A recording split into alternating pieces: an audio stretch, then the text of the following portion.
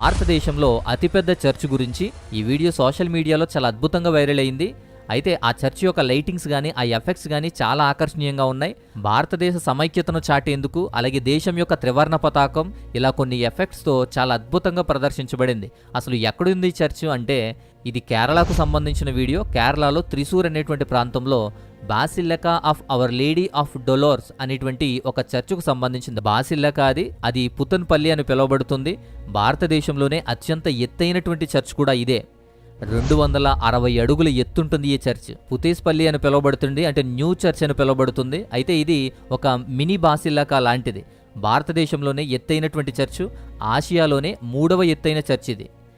భారతీయ సమైక్యతను ప్రోత్సహించడానికి మతపరమైన చిహ్నాలతో పాటు భారతీయ త్రివర్ణ పతాకాన్ని కూడా శాశ్వతంగా చేర్చి అద్భుతమైన లైటింగ్ ఎఫెక్ట్స్తో ఈ క్రిస్మస్ సీజన్లో ఆకర్షణీయంగా మార్చింది ఆ వీడియో.